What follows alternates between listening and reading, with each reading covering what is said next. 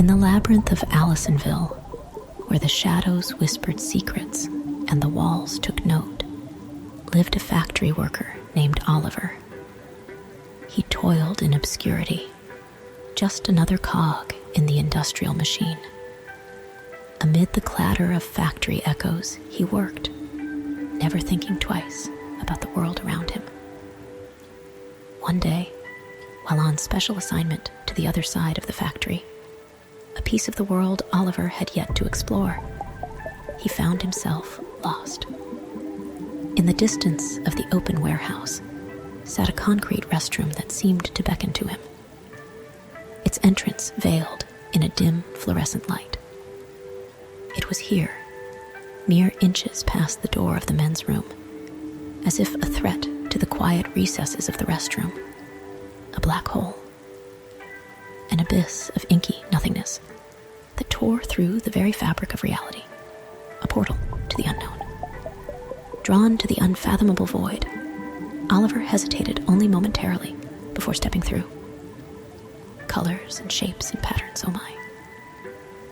Oliver's eyes widened until they were past his mind. Oliver contorted, twisted, spun. He was nowhere. He was everywhere. What did he think? He didn't. What did he feel? He didn't. In an instant, though, he fell deep into an alternate universe. The skies were a shade darker, the air electric. To his astonishment, Oliver's surroundings had transformed. He stood in a grand office, sunlight filtering through opulent curtains. A mahogany desk dominated the room, and a polished nameplate bore the title Oliver Thornfield, CEO. In the days that preceded, Oliver loved his life. He was given a new lease, so to speak. In this reality, he was no longer a factory worker, but a magnate of industry. He navigated this new life, making decisions with an ease that belied his past. Power and prestige, his constant companions. Yet, beneath the surface, a disquieting unease simmered.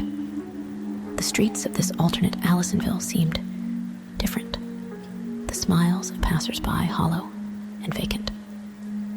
The world felt like an illusion, its veneer masking a desolate truth. In this new life, Oliver met many women, but none as alluring as Sarah Chambers. Sarah was in advertising. She managed the current ad campaign for Oliver's company. Sparks flew the first time they met. Oliver asked Sarah out to lunch. They decided on St. Gabriella's, the ornately decorated Mediterranean restaurant where golden chandeliers cast dancing shadows on elegantly set tables. The ambiance was a symphony of murmurs and clinking cutlery, yet beneath the opulence lurked something sinister. As Oliver perused the menu, his eyes widened in horror.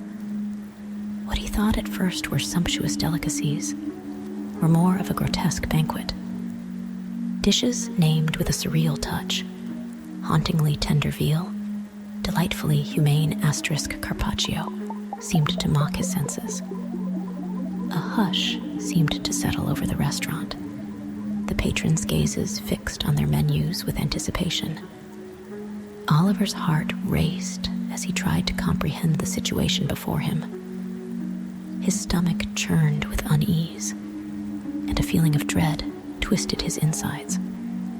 Amid the eerie silence, Sarah's laughter pierced the air, her voice both alluring and haunting. She suddenly radiated an unsettling allure, her smile a siren's invitation. "Oliver," her voice purred, a symphony of dark promises. "You must indulge. The forbidden is the feast. Surely a man of your stature has been to one of these before." Oliver's mind reeled, his thoughts a tumultuous whirlwind of revulsion and fear. He stared at the menu, the words twisting before his eyes like a macabre dance.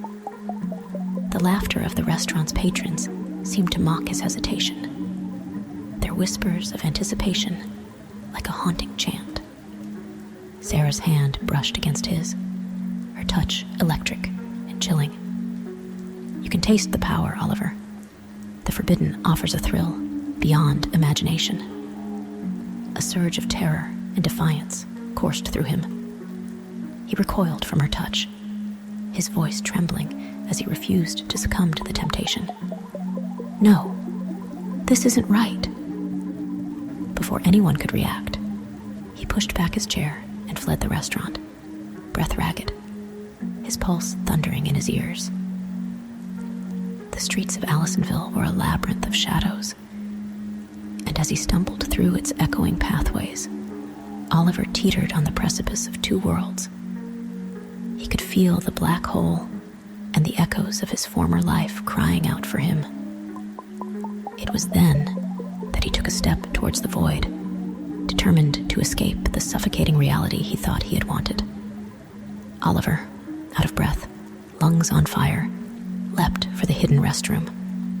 Just beyond its doors, the black hole. As Oliver stepped into the event horizon, time seemed to warp around him. Reality shattered into colors and shapes and patterns. Oh my. In a disorienting rush, he was cast back into the original universe, where the factory's clamor greeted him like an old friend, but the town of Alisonville had twisted into a nightmarish hellscape. Buildings crumbled, skies were cloaked in indescribable shadows, and a sense of foreboding weighed heavily in the air. Panic set in as Oliver realized the truth. He hadn't made it home. The streets echoed with haunting laughter, a cacophony that reverberated through the town. His alternate self, the cannibal CEO he had briefly inhabited, seemed so much better than this. With chilling clarity, Oliver understood that his actions had been irresponsible, perhaps irreversible. The black hole was not a doorway, but an intersection between worlds. As night began and darkness enveloped the town and Oliver's mind, he fled towards the distant restroom, a last refuge against the encroaching misery. The black hole pulsed with an insatiable hunger, its event horizon expanding like a maw ready to consume all. Desperation drove Oliver to leap into the gaping void, his mind a whirlwind of terror and resignation. Time twisted, realities collided, and he plummeted into a maelstrom of sensation. And then, colors and shapes and patterns, oh my.